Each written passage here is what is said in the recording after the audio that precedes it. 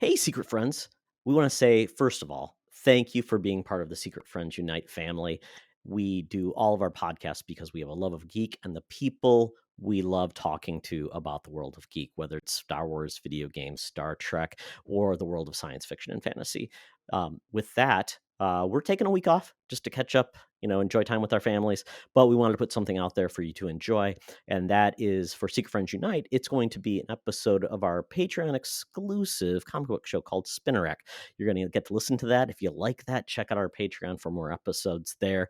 But once again, I want to say thank you to all. Have a great, safe remaining 2023. Have an awesome 2024. Have a Merry Christmas, Happy New Year, Happy Hanukkah, Happy Kwanzaa, and Festivus if you celebrate it. Happy holidays from Secret Friends Unite, and enjoy your time off. Enjoy the Spinnerack.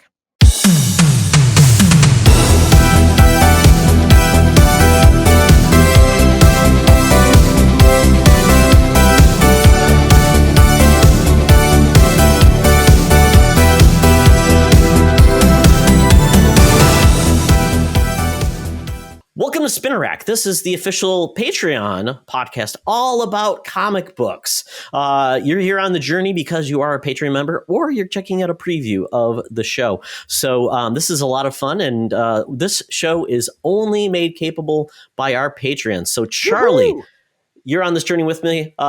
Tell the people who our Patreons are that make this possible. We have great Patreons like our friend Jamie Prinky on the Best Buds level, and at our top tier, our BFFs, that would be the awesome Nias family, Sean, Stella, and Henry.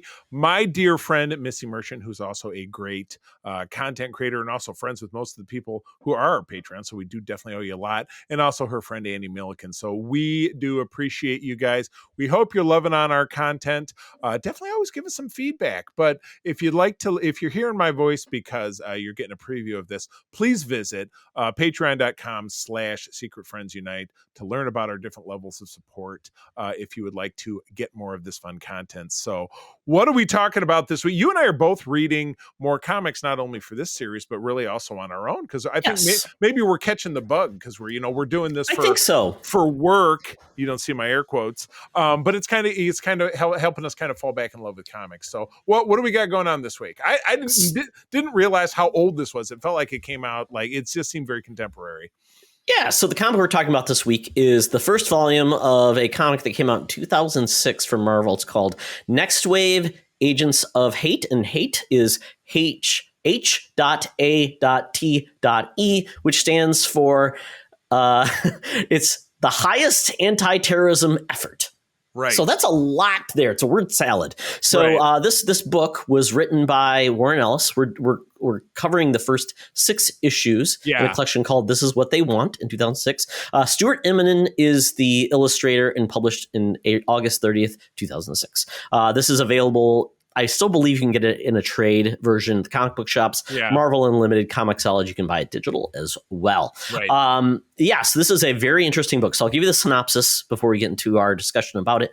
It's action, excitement, explosions. The Highest Anti-Terrorism Effort, or H.A.T.E, a subsidiary of the Beyond Corporation, put Nextwave together to fight bizarre weapons of mass destruction, or BWMDs, led by General Dirk Anger. He's so angry. When Nextwave discovers H.A.T.E and Beyond are terrorist cells themselves and that the BWMDs were intended to kill them, they are less than pleased. In fact, they're rather angry, so they make things explode, lots of things. This stars Monica Rambeau, formerly Captain Marvel and Photon, Aaron Stack, Machine Man, Tabitha Smith, also known as X vs. Meltdown or Boom Boom, Monster Hunter, Elsa Bloodstone. Yeah, I couldn't place her, but I knew Boom Boom, so okay. Yep.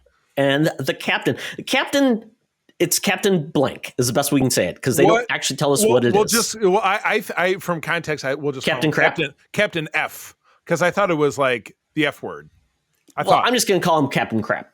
Captain Crap. So okay, but they don't tell you it's blanked out in skulls. So skull and crossbones is how they express swears in this, which I think is cute. It's clever. It's cute. And you can imagine what that swear is for your own. So everybody can have a different captain because it's Captain Blank. That's very true. Yes. The theater of the mind. I like it. Yes. So this book, I don't even know how this got green light, but it did. Right. And I think it was at a time before the MCU existed, and Marvel was really, I think, I'm trying to remember if this is when Joe Quesada came in and kind of post Ultimates, where it was Marvel was trying to reinvent itself, get more Yeah. audiences. But this book took, like we said, this is a definitely kind of a parody, kind of a goof, it's making fun of everything, having fun, lots of action, very light tone in regards to everything that's happening. So to speak, it's incredibly violent, not only in description, but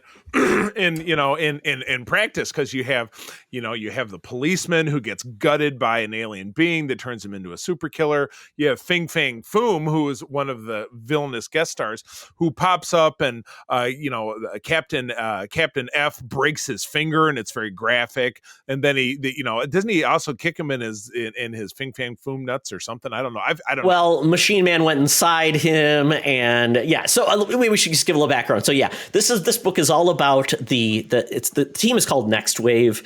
Right. They were previously employed by the H.A.T.E team and everything like that. To basically, then they found out that they're actually going to do bad things like destroy parts of America with big exotic weapons and guns. That's the whole thing. General Anger is a weird guy. He's kind of a little goofy, a little deranged, a little broken. That last panel, and I don't even want to spoil it for anybody who's going to go out in there and read this, but it ends in a very Norman Batesy kind of way. It's a little different. Kind of far of what his Achilles heel is, because we get in that last issue, and they're fighting for their lives. Our heroes versus Anger, and the is it Colonel or General? Anyway, Dirk General Anger. Anger.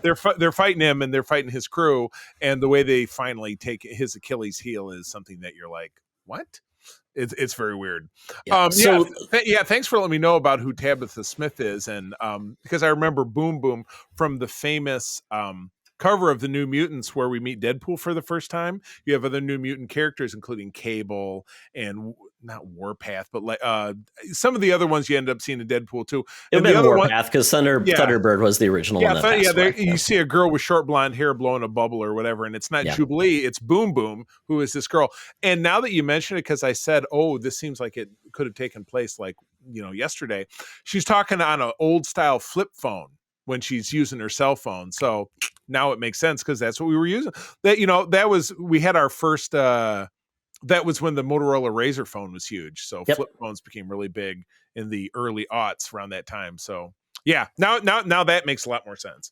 Yes. So this volume is essentially two story arcs, you could say. Yeah. The first one is Fin Fang Foom. The team has to take down Fin Fang Foom. Is a classic Marvel monster. The joke is, why is he wearing big purple underpants? He's essentially Godzilla, but he can speak. And he's been around. He's been used in a lot of different things. So the team has to take him down. They're kind of on the run. They're a dysfunctional team. And I love the way that the Captain is the original creation for this comic. He wasn't another Heritage character. Okay. Interesting. Well, remember, they gave his origin, and then it's kind of Yeah, so he hoodwinked two aliens and stole power. He's like the aliens came down to give him power. He's kind of like the reverse Green Lantern. What's the reverse of green? Yellow. He's the yellow well, he's kind of like yellow and blue make green, so I mean, yellow and blue are kind of opposites, kind of like the vomit lantern, like vomit colored lantern. He's that color yellow. He's like poop. Captain Crap, like you said, he's the brown lantern. He's the brown lantern. And he's a weird character, because he's not worthy of what he was given, and he still is not worthy of it. Kind of a screw up. He gets drunken moron. Kind of got mad because when people say he's an idiot, but he still does idiotic things. Yes. He's kind of like Peacemaker is the best way to put it. He's like the Peacemaker character, but with superpowers. Right. Yeah. Impossible. Yeah. Because like I said, and violent, because he fights Fang Foom and snaps one of his fingers or whatever, which I didn't know you could do that with the big Godzilla monster. So oh man, but this whole ride was fun. I was having fun. We've read so many heavy books doing this series, and this is our 10th episode, and we've read a lot of really heavy stuff. And this was letting our hair down a little bit, And I'm glad we did this. This was a great pick. And I don't want to go on to ruin too much of it, because I would encourage people. Well, to go out and check it out. Yeah, I just wanted to highlight some more things of this book. Just the fact, the second part was the essentially it was this creature that inhabited this cop, and it transformed and things. And this kind of elevates where it starts off as one thing, but then when you get the ultimate showdown with the heroes of this team, and you do get more background on the characters, like the fact that like Elsa Bloodstone, I really have not known much about her, but obviously she was introduced in the Werewolf by Night one special that we watched. Yep. She was great, and she's just kind of like a cheeky British woman who is invulnerable, superpowers, and takes on monsters. You got Machine Man, who I love his little stint on why people think he's a crap robot. I love that bit with the Celestials. It's fantastic. You've got Tabitha Smith, who's like the airhead. If social media existed back then, she would be all about TikTok and doing these things. Yeah, exactly. Exactly. Yeah. And then you've got Rambeau, who's kind of like, she's the straight woman. She's the mom. And they make jokes about her, like if she could leave in a second to be on the Avengers, she would. And there's like a flashback to the Avengers, which I thought was absolutely hilarious, where Cap is kind of like not treated very well in that. Yeah, she's like, go get us sandwiches or something. I mean, he says something very sexist. Yeah. Yeah. But what the bad guys do with all of their weapons that they use against the team at the end, it's just hilarious. Like they're like, we got to stop them before they pull out something else crazy. Yeah, it's so amazing, and it's really well done. Visuals are just goofy, over the top. Yeah, it's a fun book, but it is Charlie's point. It's a lot like Deadpool. If you're into that mindset, you like Deadpool a lot. Yeah. This is a book for you. If you're not into Deadpool and don't like the humor plus the violence, too serious, skip it. But yeah, I think most people would absolutely enjoy this. So yeah, I give this this is a 5 out of 5 for me. I totally enjoyed it. I would recommend it to anybody. So it's a good time. So it the series only lasted 12 issues. So quite honestly, you can knock out the next 6 and be done with it. And apparently they said, well, we could bring it back, but I don't know if anybody would pay Stuart Immonen what you pay for Stuart Immonen now, because he's a big artist. Warren Ellis is doing other things. Yeah, before he hit. Yeah, so this is like, seeing Tom Cruise in Risky Business, you know what I mean? So it's somebody who made it enormous doing a low budget film. Yeah. So yeah, absolutely. That's pretty much what it is. Yeah. So, well, cool. Good deal. Well, that's about it then.